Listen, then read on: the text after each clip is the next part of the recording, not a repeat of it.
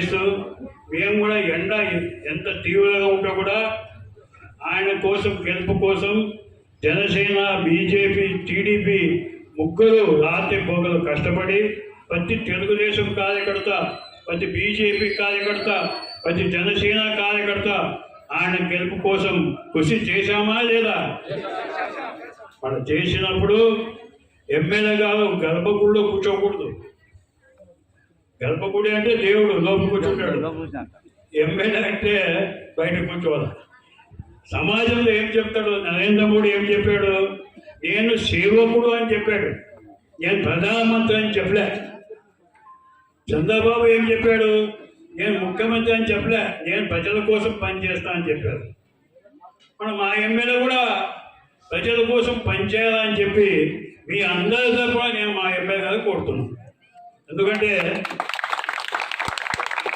చాలామంది రైతులు వచ్చినప్పుడు నాకు చెప్పారు, ఆయన ఇంటికి పోయినప్పుడు గంటన్నర మేము బయట ఉంటాం, ఆయన ఏమో లోపల ఉంటాడు, మేము యోగి చెప్పుకోవాలా అనే బాధ చాలామంది ఈ మధ్య ఈ 100 రోజుల్లో చెప్పడం జరిగింది. ఇది వాస్తవమైన విషయం, ఇది వాస్తవ విషయం. కనుక మా ఎమ్మెల్యే గారికి చెప్తున్నా, అయ్యా నువ్వు సేవకుడు, నువ్వు బజార్లో కూర్చో, అంతేగాని నువ్వేమో దేవుడు మాదిరిగా లోపల కూర్చుంటే ప్రజలు తిక్కులు కాదు. ఈరోజు సమాజమే దేవాలయం. ఎన్టీ రామారావు ఏం చెప్పాడు? ప్రజలే దేవుళ్ళు అన్నాడు. మరి అలాంటిది అదే ప్రజలు నీకు ఓటేసి గెలిపించారు కనుక నువ్వు దేవుడు కాదు, నువ్వు సేవకుడు, బయటకు వచ్చి కూర్చో. అంత తప్ప ఏమి లేదు. ఆయన ప్రతి మీటింగ్లో చెప్పాడు, అభివృద్ధికి నేను కట్టుబడి ఉంటా, అభివృద్ధియే నా ధ్యేయం. గత ప్రభుత్వాలు చేసిన తప్పుని చూపిస్తూ అతను చెప్పడం జరిగింది, మేము చెప్పడం జరిగింది. ప్రజలు నమ్మి ఆయనకి ఓటేశారు.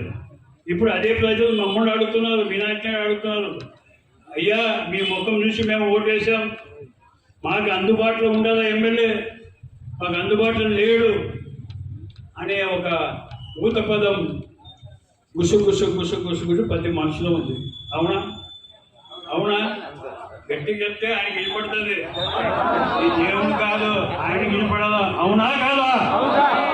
అది ఇది ఆయనకి వినపడుతుంది. ఆయన వచ్చినప్పుడు కూడా ఇదే అడగాలి మీరు, అయ్యా నీకు ఓటేసినామని ఇంట్లో కూర్చునే కాదు ఇచ్చేది, నువ్వు ఆయన బయటికి.